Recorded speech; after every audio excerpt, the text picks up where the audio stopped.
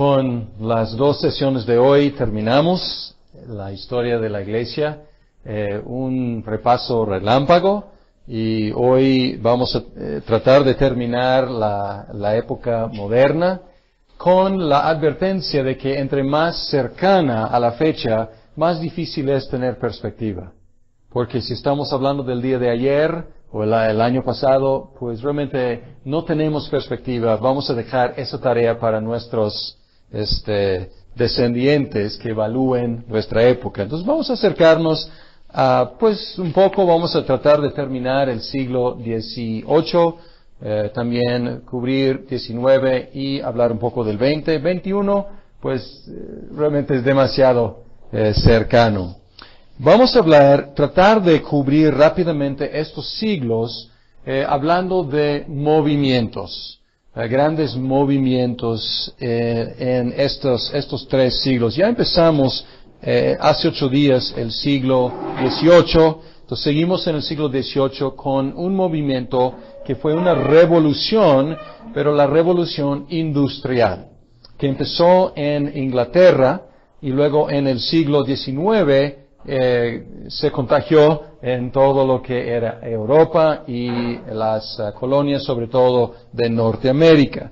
Pero la revolución industrial causó un gran crecimiento de las ciudades. Entonces hubo una urbanización impresionante a causa de la revolución industrial. Y además, muchos problemas sociales que antes realmente no habían existido, por lo menos en la escala en que empezaban a existir. Los problemas que para nosotros son pan diario, o sea, son la noticia de cada noche, pero empezaron en una escala grande por la revolución industrial y la urbanización. La condición de vida, la vida de millares de trabajadores eran terribles, y las iglesias respondieron con caridad y promovieron cambios sociales para mejorar estas situaciones. Entonces, en el siglo XVIII, la respuesta fue la respuesta de la iglesia. Vamos a ver que esto cambió en el siglo XIX, pero la iglesia fue la que respondió para ayudar. Otro movimiento, el movimiento moravo. Hemos escuchado o hablamos del pietismo, y el movimiento moravo nació del pietismo. El pietismo fue un movimiento de avivamiento en la iglesia luterana y fue dirigido por el conde Zinzendorf. Conde Zinzendorf, obviamente siendo conde era de la nobleza, tenía su título, y él invitó a muchos protestantes desterrados a establecerse en Sajonia, en su terreno. Y él formó lo que se llamaba la Fraternidad Renovada. Obviamente la mentalidad era, la iglesia está un poco fría, decaída, y nosotros somos una comunidad de cristianos luteranos renovados. No quería formar otra denominación, no era su idea, y quedó dentro de la iglesia luterana. Sin embargo, hubo luego un desacuerdo con la iglesia y con el gobierno también, y Zinzendorf fue desterrado por más de 10 años. Se formaron formalmente como la Unidad de los Hermanos. Sin embargo, casi siempre se llaman los moravos. Y oficialmente en 1742 como la Unidad de los Hermanos. Y ellos demostraron celo misionero, enviaron muchos misioneros a muchos diferentes países, y también ellos influenciaron en la conversión de los hermanos Wesley. Y ahora esto introduce a Juan y Carlos Wesley.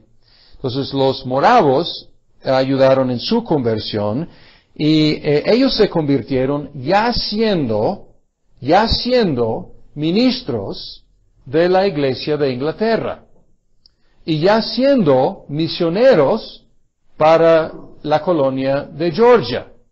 Y ahí fueron un gran fracaso, pero en el barco ellos encontraron algunos moravos. Y hubo una gran tempestad en el barco, o en el mar, y Juan Wesley estuvo aterrorizado. Y él encontró a estos moravos ahí cantando himnos. Y fue impactado y él dijo, pues, ¿cómo es posible? Yo estoy con miedo de la muerte y estos cantando. Y él dijo, yo fui a las colonias para salvar a los indígenas, pero ¿quién me va a salvar a mí? Y luego fue regresando a Inglaterra, un misionero fracasado, y él entró en una reunión de los moravos y ahí estuvieron estudiando, leyendo la introducción de Martín Lutero a la carta de los romanos. Y ahí escuchando, Juan Wesley, el ministro, el misionero, fue convertido. Y su hermano también, y su amigo Jorge Whitefield. Todos ministros en la iglesia de Inglaterra. Juan y Carlos eran arminianos y Whitefield era muy calvinista. Muy buenos amigos, pero no estuvieron de acuerdo con este punto de la soteriología. Juan era predicador y administrador. Carlos, pastor y autor de más de 7,000 himnos, algunos de los cuales cantamos en nuestras iglesias. Y debo mencionar que en los himnos de Carlos no se ve mucho su arminianismo, suena mucho más como calvinista cuando está adorando a Dios, pero pues suele pasar con los arminianos en sus puntos de adoración, reconocen que Dios es el autor y el único autor de la salvación. Y Whitefield era un evangelista y gran predicador. Y él también, Whitefield, ayudó en lo que llegó a ser el gran avivamiento. Entonces, vamos a terminar con el metodismo y luego hablamos del gran avivamiento. Ellos empezaron a predicar y luego ellos eran demasiado entusiastas y eran tachados como fanáticos. Y muchas de las iglesias de Inglaterra cerraban sus puertas a Whitefield y a los Wesley. Entonces ellos, ahí con su vestimenta de la iglesia de Inglaterra, salían a predicar al aire libre a los mineros, a los campesinos, a los trabajadores, y era algo, nuevo, y no era, desde la perspectiva de la iglesia de Inglaterra, no era propio. No era correcto hacer eso, era escandaloso. Sin embargo, muchos los escucharon y organizaron a sus simpatizantes en clases para el discipulado, bajo lo que llamaban superintendentes, que llegaron más adelante a llamarse obispos. Entonces ellos eventualmente, siguieron con el gobierno de la Iglesia de Inglaterra, de los obispos, pero empezaron con superintendentes. Con la independencia de los Estados Unidos o de Norteamérica, que llegaron a ser los Estados Unidos, la Iglesia Metodista Episcopal fue formada y después la Iglesia Metodista en Inglaterra. Pero ellos murieron como ministros de la Iglesia de Inglaterra. Entonces, después se independizó en otro movimiento metodista. Y el nombre metodista fue por el estilo de sus clases de discipulado. Eran muy metódicos. Entonces, por eso, pegó ese nombre. Los metodistas no solamente evangelizaron a millares de personas, sino también se dedicaron a resolver los problemas sociales con mucho fervor. Y hablando de fervor, vamos a hablar del gran avivamiento. Estamos viendo un patrón aquí. Buena teología en las iglesias, pero enfriamiento. En la iglesia luterana, entonces un movimiento pietista de los moravos. En la iglesia de Inglaterra, un movimiento de avivamiento por los Wesley y por Whitefield. Ahora en los Estados Unidos, no es Estados Unidos todavía, es las colonias de Nueva Inglaterra, y buena teología de los congregacionalistas, que eran calvinistas con una teología muy reformada, pero también un enfriamiento, poco interés en las iglesias, baja asistencia, los presbiterianos en Nueva Jersey, y Jonathan Edwards fue un predicador en Massachusetts, congregacionalista, y él, algunos lo admiran como una de las mentes más brillantes de América y uno de los teólogos más brillantes de toda la historia de la iglesia cristiana. Y él, predicando en su iglesia, empezó a predicar una serie sobre la justificación por medio de la fe. Y la gente se empezó a interesar y empezó a responder, estos pues, todos bautizados, todos pues aparentemente cristianos, empezaban a convertirse. Y Whitefield luego, él viajó, él predicó en la iglesia de Jonathan Edwards, y también predicó en todas las colonias, desde Georgia en el sur hasta Nueva Inglaterra, y hubo un gran avivamiento general. Empezó en 1734 y también abarcó muchos otros. Debo mencionar que no inició con Jonathan Edwards, brincó un punto importante. Inició en los 1720 con los holandeses reformados, Nueva York, Nueva Jersey, y también los presbiterianos. Y luego los congregacionalistas un poco después, y luego pues Whitefield ayudó, él siendo anglicano. Entonces aquí tenemos ya una mezcla y un movimiento que está cruzando denominaciones. Y mucha gente empezó a mostrar evidencia de una conversión genuina y fruto de la fe. Y el movimiento del Espíritu contagió a todas las denominaciones. Whitefield visitó en 1740, entonces ya tenemos 1720 empezó, Jonathan Edwards 1734 y luego Whitefield en 1740, y por 6 semanas predicó a multitudes en las colonias. Y él era bajito, él era delgado, pero tenía una vocesota que podría alcanzar y al aire libre miles de personas, impresionante. Y era muy dramático en sus predicaciones y pues tenemos, ya no podemos escucharlo desgraciadamente, pero tenemos escritos algunos de sus sermones, y un evangelista por excelencia. Ahora, el avivamiento hizo algo curioso. Unió cristianos entre las diferentes denominaciones, pero dividió las denominaciones. ¿Por qué?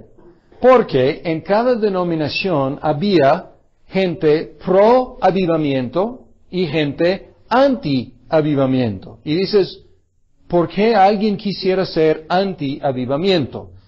Por los abusos, por los excesos, por el entusiasmo a veces desmedido. Y algunos estaban un poco cautelosos diciendo, ¿esto es del Espíritu? ¿O esto es simplemente algo, diríamos nosotros, sociológico? ¿Esto realmente es un avivamiento o es algo ficticio? Y Jonathan Edwards, siendo el teólogo que era, él se dedicó a escribir unos libros acerca de qué es un avivamiento verdadero y cómo puede uno distinguir entre una verdadera obra del Espíritu y una imitación. Pero, curioso, ya hay un movimiento interdenominacional, pero las iglesias, las denominaciones entre sí, o sea, dentro de sí, están empezando a dividirse. Y los presbiterianos tenían su lado, se llamaba el lado nuevo y el lado, pues no era muy creativo, ¿no? El lado nuevo y el lado antiguo. Entonces, se dividieron y ahí eran los nombres de los partidos. Pero podemos ver algo que es hasta la fecha. Las denominaciones empezando a cooperar, pero las denominaciones, o sea, dentro de sí, con diferentes partidos. Y hasta la fecha, y nació aquí. Mucha actividad misionera surgió del gran avivamiento, y no solamente misionera dentro de las colonias, sino también a otros lados.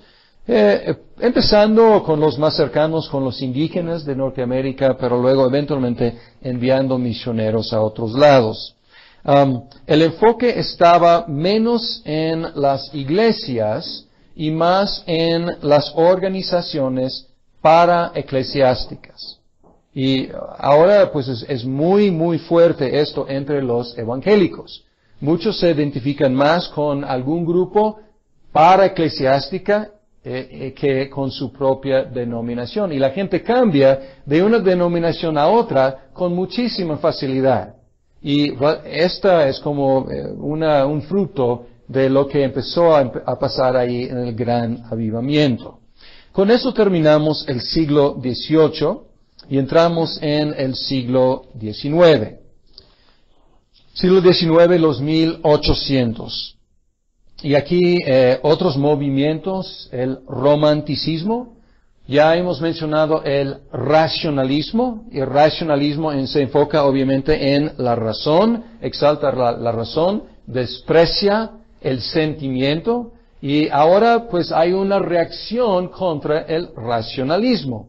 Y es el romanticismo, fue popular durante la primera mitad del siglo y se caracterizaba por un énfasis en los sentimientos. La fe, el individualismo, la comunión con la naturaleza, que la naturaleza era como casi divina. Entonces podemos como escuchar algo de la divinización de la creación. Y como dije, reacción contra el racionalismo es un movimiento vago. O sea, es un poco difícil decir exactamente qué es porque es muy de los sentimientos. Influenció el arte, la música, la poesía, el drama y la religión. La fe individual es lo que cuenta, no la ortodoxia, no un sistema de pensamiento cristiano. Esto ya no. Ya lo que importa en el romanticismo es la fe individual. Entonces ya vimos que la fuerza de las denominaciones está empezando a romperse con sus sistemas de doctrinas muy fijas y ahora el romanticismo da otro golpe a la doctrina ortodoxa, podemos decir, formulada en la Reforma y ya está perdiendo algo de su fuerza. La religión floreció tanto en la iglesia evangélica como en la católica romana, pero en una orientación sentimental. Entonces, la gente sí estaba a favor de, pues la fe está perfecto, pero mi fe, tu fe, o sea, lo que importa es mi fe. Y tu fe, pues me interesa también. O sea, todo es bueno, todo lo que es fe. Schleiermacher es un nombre importante en el romanticismo. Aunque él no diría yo soy un romántico tanto, pero él como era un movimiento vago que abarcaba muchas cosas, pero él dio una nueva definición a la religión. Él dice que la religión es el sentimiento de dependencia de Dios. Y no discutimos que es parte de, obviamente, parte de la fe, la fiducia, es sentimiento de dependencia de Dios. Pero él decía, esta es lo que es la religión. Ya no una lista de dogmas, una lista de doctrinas, es este sentimiento, Dios y yo. Y en el evangelicalismo de hoy en día, todavía hay mucho de romanticismo. Dios y yo, nadie más, no quiero los dogmas, las doctrinas, las teologías, no. Dios y yo, y solamente. Es un impulso romántico. Otro movimiento, la escuela dominical, que para nosotros es algo muy conocida. Creció mucho al principio para ayudar en las ciudades ya urbanizadas con la revolución industrial, la ignorancia de los niños que no sabían leer, escribir, o sea, ayudaba con la educación básica. La abolición de la esclavitud, también en los 1800. Se logró primero en Inglaterra y luego pues en otras partes. En algunas partes pacíficamente, en otras partes con violencia. Muchas sociedades bíblicas, hasta la fecha, si tú abres una Biblia, probablemente vas a encontrar ahí Sociedad Bíblica Unida, Sociedad Bíblica de tal lado de Inglaterra o de algún lado, pues empezaron a nacer en ese siglo. El movimiento moderno de misiones protestantes floreció, enviando misioneros principalmente a África y a Asia. Ya notamos que los católicos romanos estaban muy adelantados. Ya habían ido al Oriente Lejano con Francisco Javier. Los protestantes se habían enfocado en evangelizar a los católicos romanos en Europa. Y luego los reformados evangelizar a los luteranos. Y luego los anabaptistas, pues evangelizar a los semi-reformados. Entonces, no habían abierto sus ojos todavía al mundo. Inició con Guillermo Carri. ¿Dónde está? Guillermo Carri. Que él trabajaba en sus fechas, 1761 a 1834. Él reparaba zapatos y él era parte de una iglesia muy calvinista y él sintió la necesidad de ir a los paganos y él mencionó a los ancianos que pues él tenía esa inquietud y la respuesta de uno de ellos fue: joven, siéntate. Dios salvará a los paganos cuando Él quiera y no te necesita. Entonces esto es un tipo de abuso o una perversión de la doctrina de la predestinación, porque como hemos estudiado, sobre todo en el otro curso de credos y confesiones, Dios, Él ordena el fin, la salvación de los elegidos, y Él ordena los medios. Y el medio es el misionero que predica el Evangelio. Esto a veces se llama hipercalvinismo, cuando no nos enfocamos en los medios. Pero fue la reacción principal, pero después él pudo ir, y fue a la India en el año 1793 bajo la Sociedad Misionera Bautista. Muchas otras misiones denominacionales e interdenominacionales. De hecho, debo mencionar que era una eminencia. Él tradujo la Biblia y él escribió una gramática de algunos de los idiomas que él encontró allá en el subcontinente. Entonces, una eminencia, Guillermo Carri. Muchas otras misiones denominacionales e interdenominacionales, o sea, esto es algo nuevo, comenzaron en Gran Bretaña y otros países de Europa occidental. Latinoamérica no era considerada como campo misionero en esa época. Nadie enviaba misioneros a Latinoamérica.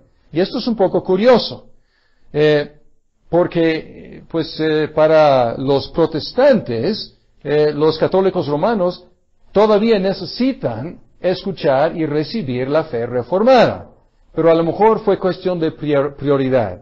O sea, los católicos romanos obviamente mucho más cercanos, compartiendo lo básico de la fe cristiana, y los paganos en África y en India, en Asia, pues ellos están lejísimos, vamos primero con ellos. La revolución industrial que había empezado en Inglaterra ya llega al continente y también pues a América. Las ciudades crecieron y ahora la vida, y esto es algo por primera vez en la historia, la vida ya no se regulaba por las estaciones del año, por la salida y el ocaso del sol. Pues ya la fábrica está empezando a regular el ritmo de la vida y es algo nuevo en la historia del mundo. Las nuevas invenciones se multiplicaron, pero la vida del trabajador era muy difícil y ahora nacieron los sindicatos y los programas del gobierno. ¿Se acuerdan? que en Inglaterra, ¿quiénes respondieron primero para ayudar? Los cristianos, las iglesias. Ahora, este acto o este movimiento de misericordia ya no es eclesiástico, ya es del gobierno y de los sindicatos. Entonces ya ellos se encargaron pues, el ministerio, podemos decir, de caridad y de ayudar con problemas sociales. Otra cosa que pasó es el domingo, el día del descanso, se convirtió más y más en día de diversión, cosa que tenemos hasta la fecha. O sea, el día, pues muchos se encuentran difícil asistir a la iglesia porque es día para pues todos los partidos y los juegos, etcétera. El materialismo invadió porque ya hay trabajadores, muchos trabajadores, no podemos ir ganando bien, pero ganando, y ellos están fabricando muchos productos, invenciones, ya hay más y más cosas, hay más y más productos para consumir. Y pues entonces el consumismo empezó, el materialismo, hablando de un afán por amontonar cosas producidas por las grandes fábricas. Y la sociedad se tornó más y más secularizada, porque está enfocada ya no en el espíritu, está enfocada más y más en las cosas, los productos de la industrialización. Y unas explicaciones empezaron a ganar mucho favor. Y podemos decir, y me da pena tratar de como abarcar tanto con tan pocas palabras, pero explicaciones de desarrollo orgánico. Otra palabra que podríamos utilizar es evolución. Y cuando usamos la palabra evolución, muchas veces pensamos en la biología. Pero en esa época, en los 1800, muchas explicaciones de crecimiento orgánico, de evolución, empezaron a dominar. Y podemos ver diferentes ambientes o diferentes áreas. En la biología, por supuesto, el darwinismo. No fue por creación especial. La diferencia que vemos en la creación fue por un crecimiento orgánico, un desarrollo orgánico, pues una forma, pues a través de millones de años se convierte poco a poco en otra especie y ya pues eventualmente llega a la humanidad. Pero es muy parecida esta explicación a lo que estaba pasando en la religión, la crítica alta. Y aquí debemos distinguir entre crítica baja y crítica alta. ¿Qué quiere decir? Crítica baja es crítica textual. Es comparar diferentes textos del griego o del hebreo para tratar de decidir cuáles son los textos más confiables, cuáles son los textos más antiguos, y es trabajar con el texto. Entonces se llama crítica baja. La crítica alta trata de llegar detrás del texto. No está enfocándose tanto en el texto, pero está tratando de llegar detrás del texto para entender cómo llegó aquí el texto y las ideas que está promulgando. Entonces, tiene algo en común con darwinismo.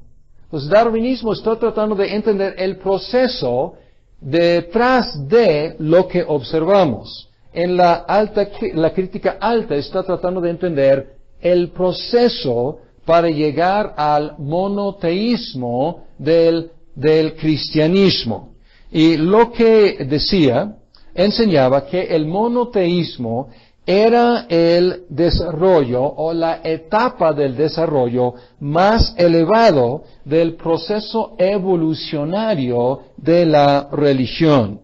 Y que la Biblia es una colección de mitos, leyendas y ahí mezclados algunos hechos históricos. Pero es una conclusión de un proceso que empezó con politeísmo, con lo que llamamos paganismo, y poco a poco, paulatinamente, con algunas variaciones, llega a su clímax, que es el cristianismo. Entonces, ¿es qué? Es darwinismo religioso, o sea, es como tratar de trazar el mismo proceso en la religión. ¿Y qué en la política o en la historia? Pues con las ideas de Hegel, Hegel, y Marx y Engels, ellos empezaron a tratar de explicar la historia también en una forma evolucionaria y como un desarrollo natural propulsado o impulsado por el conflicto de intereses en las clases socioeconómicas. Entonces no están contentos con simplemente relatar lo que está pasando en la historia, están tratando de decir por qué pasó. Y pasó por conflicto entre los que tienen y los que no tienen, con los que tienen el capital y los trabajadores, y pues desarrollaron esta teoría del marxismo que eventualmente va a llegar al comunismo y el gobierno va a desaparecer, va a ser una comunidad de puros iguales y nada de propiedad privada, todos compartimos. Entonces, y ustedes saben que nunca ha llegado todavía a esa utopía en ninguno de los países comunistas. Sin embargo, espero que puedan ver aquí el afán detrás de estas explicaciones. Tienen mucho en común en cuanto a qué están tratando de hacer. Bien, ¿qué de movimientos cristianos? Porque nos interesa también lo que está pasando en el mundo y cómo reacciona la Iglesia. Algunos movimientos cristianos durante este tiempo. Uno fue reacción de la Iglesia Católica Romana. En el año 1864 publicó su sílabus de errores. Y ahí trató de denunciar a algunos de estos movimientos no cristianos o hasta anticristianos. Entonces la Iglesia Católica fue firme y dijo, pues no, estas cosas son errores. Luego el Concilio Vaticano I, en el año 1870, y también el mismo estilo, muy diferente a Vaticano II. Vaticano I fue muy conservador y resistiendo los movimientos anticristianos del siglo. Algunos eruditos trataron y con mucha erudición, contrarrestar el movimiento de la crítica alta. Entonces, fueron, pues, algunos alemanes, Engelsberg y Delitzsch en Alemania y Abraham Kuyper en Holanda. Ellos atacaron la crítica alta y eran muy, muy inteligentes. Entonces ellos dieron una respuesta del mismo nivel intelectual que los de la crítica alta. Abraham Kuyper era un hombre impresionante. Él era ministro en la Iglesia Reformada. Él llegó a ser primer ministro del país de Holanda y él estableció la Universidad Autónoma de Ámsterdam. Entonces él fue una persona multitalentosa y él ayudó a como defender la ortodoxia reformada. Guillermo Booth organizó algo que ustedes han visto en las esquinas a veces, el Ejército de la Salvación. Ustedes han visto a veces en el tráfico, a veces hay gente vestida de una forma un poco como soldado y ahí recogiendo fondos para la organización. ejército de la salvación que tenía dos propósitos, uno muy evangelístico y el otro para ayudar a las necesidades en las ciudades. Jorge Williams, pues Williams, saben escribir Williams, Jorge Williams, fundó la YMCA. Y la YMCA, ¿qué quiere decir? Young Men's Christian Association. Entonces ya ha perdido mucho de eso. 3 de las letras realmente ya no funcionan. Ya no solamente es para los young, para los jóvenes. Ya no es solamente men, hombres, es también mujeres. Y ya no es realmente una organización cristiana. Entonces es una asociación. Pero al principio era muy enfocado en los jóvenes y era bastante evangelístico. Y otros nombres, D.L. Moody y Ira Sankey. Moody era un evangelista y Sankey era su músico. Y ellos empezaron a dirigir campañas masivas en las ciudades ya secularizadas. Entonces, escucharon aquí en la ciudad de Guadalajara esta campaña Vive lo Rojo, que rentaron el estadio de Jalisco y para miles de personas, pues gracias a D.L. Moody y Ira Sankey. O sea, ellos están haciendo lo mismo y esto empezó todo un movimiento. Y mi suegro realmente era un heredero de ese movimiento, era un evangelista, llevaba estadios o a veces llevaban en un tráiler, llevaban un remolque, o sea, de los grandes, llevaba una tienda para cientos de personas y ahí predicaban, evangelizaban. Pero quiero que observen una cosa. Este tipo de evangelismo es extra eclesiástico. La evangelización ya no es parte de la iglesia, actividad de la iglesia, es una actividad de una asociación, como la YMCA, o como el Ejército de la Salvación, o como el Ministerio de Moody. Diferente a ellos, Spurgeon, C.H. Spurgeon, él era de la misma época, y él tenía comunicación con Moody. Él era pastor y él hacía su evangelización, su obra de caridad. Sí, él tenía un orfanatorio, él tenía en Londres, un inglés, un bautista, una iglesia de más de 6,000 personas. Y podemos imaginar, o sea, para nosotros una iglesia de 6,000 personas es bastante grande. Pero o sea, hoy en día hay mega iglesias y de 6, de 10, de 20, pero imagínense en los 1800, una iglesia de 6,000 personas era cosa extraordinaria. Y él tenía colegio para ministros, orfanatorio, una revista y muchos otros ministerios en Londres. Los diferentes, Spurgeon, como Moody, él hacía su trabajo como pastor dentro del contexto de la iglesia. Vamos a hablar un poco ahora de Latinoamérica, cómo las ideas protestantes empezaban a llegar en los 1800 a Latinoamérica. Las ideas de la Revolución Francesa por fin penetraron a Latinoamérica en el siglo XIX.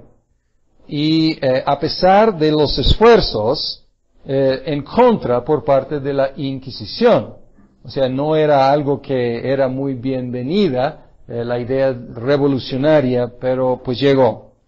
La idea de la libertad religiosa empezó a considerarse y los países ganaron libertad política de España. Pues ustedes saben que en muchos países, incluyendo a México, en los 1800, ganaron su independencia de España o de Portugal. Bien, el Papa tuvo que romper con el Real Patronato.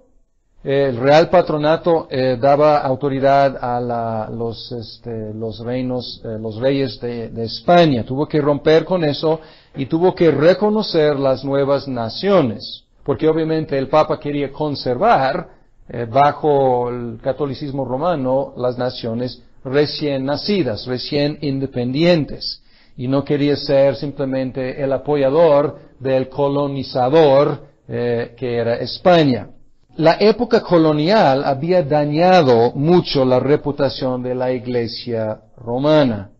Las ideas liberales, el racionalismo y el romanticismo provocaron una actitud anticlerical. Y podemos ver esto hasta la fecha aquí en México, que hay mucho fervor, mucho amor por la Iglesia Católica Romana. Al mismo tiempo, muchas veces no hay mucho respeto por el clero.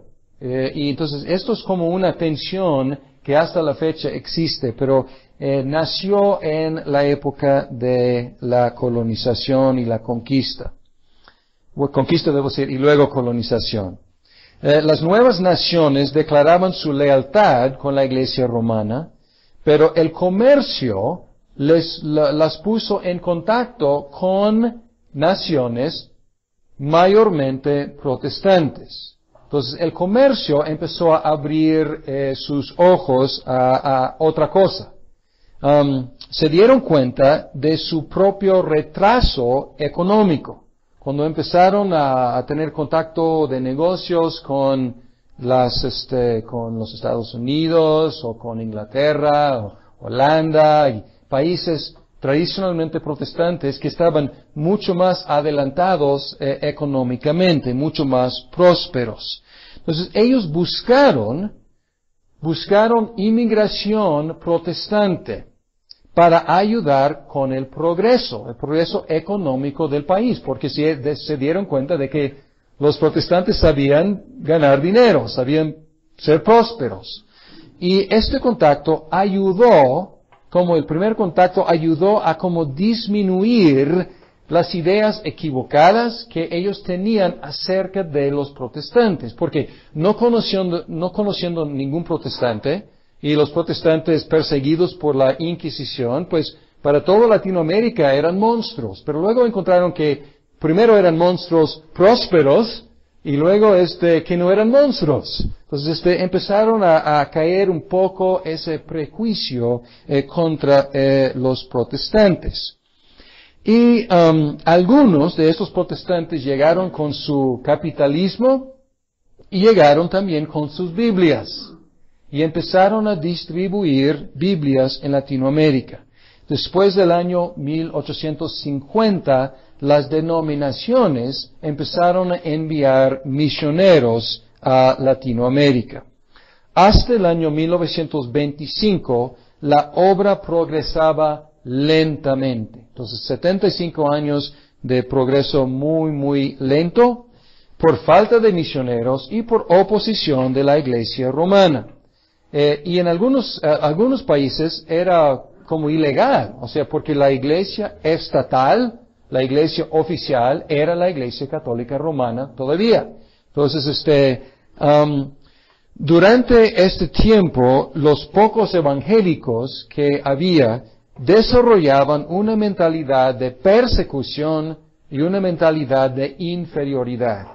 Y si pueden conocer y tener el privilegio de conocer algún evangélico mayor, o sea, muy mayor, él o ella puede contar historias de persecución activa, de mártires protestantes matados por católicos, diríamos, fanáticos, y empezaron a desarrollar, y se puede ver a veces en generaciones mayores, como una mentalidad de castillo, ¿no? Nosotros nos metemos aquí y subimos las bardas y nos quedamos aquí porque todo el mundo está en contra nuestra. Luego, después del año, o desde el año 1925, los evangélicos han crecido enormemente, especialmente en ciertos países. México no es uno de los países con más crecimiento. Otros países han tenido mucho más crecimiento, algunos países de Centroamérica y recientemente Brasil y algunos países de Sudamérica. ¿Y por qué? 3 factores. Un factor es crecimiento nativo. O sea, estos valorosos, muy valientes de las primeras generaciones, ellos tuvieron hijos, quienes tuvieron hijos, y ya es una fe ya nativa, ya no es algo impuesta o traída por los misioneros, algo crece a través de las familias. Otra cosa es más y más misioneros, o sea, además de algo nativo, también más y más misioneros llegando a Latinoamérica. Y el otro factor importante es el movimiento pentecostés. El movimiento pentecostés es mundial, sin embargo, el movimiento pentecostés empezó en los 1900, no sé exactamente la fecha, en los Estados Unidos, ahí por un avivamiento en California, y allá empezó a crecer enormemente. Pero parece que hay algo de afinidad entre este movimiento y el carácter latinoamericano. Entonces parece que hubo una sinergia allá que hizo que creciera el movimiento pentecostés en toda Latinoamérica. Y hasta la fecha, pues las iglesias más grandes en Latinoamérica son las de tipo carismática o pentecostés. Aunque la mayoría de los evangélicos hasta la fecha, es de la clase humilde, la conversión ha elevado el estado de muchos. Y esto es un fenómeno muy notorio y a veces son acusados porque se convierten y sus hábitos, porque los hábitos de los evangélicos son diferentes a los hábitos de los católicos romanos. A veces entre los evangélicos hay muchos tabús muy fuertes, muchas prohibiciones muy fuertes. ¿Y qué pasa? El que fumaba y gastaba mucho dinero en fumar ya no fuma. El que se emborrachaba y ya no se emborracha y ahorra su dinero, pues ya empieza a prosperar económicamente. Y a veces la acusación hasta la fecha es, los misioneros les están pagando para ser evangélicos, ¿no? Pero es un fenómeno muy notorio en muchas partes de Latinoamérica. Y las nuevas generaciones están entrando en las carreras profesionales. A lo mejor abuelo, y esto es general en la sociedad latinoamericana, pero entre los evangélicos es muy marcado. A lo mejor abuelo terminó la primaria, y papá la secundaria, la prepa, y luego la siguiente generación, pues una carrera técnica o no sé qué, y luego ya pues muchos evangélicos asistiendo a las universidades, que por un lado pues pueden tener mucha influencia en la sociedad, por el otro lado es un gran reto para la iglesia preparar a los jóvenes para que puedan interactuar a ese nivel en las profesiones universitarias.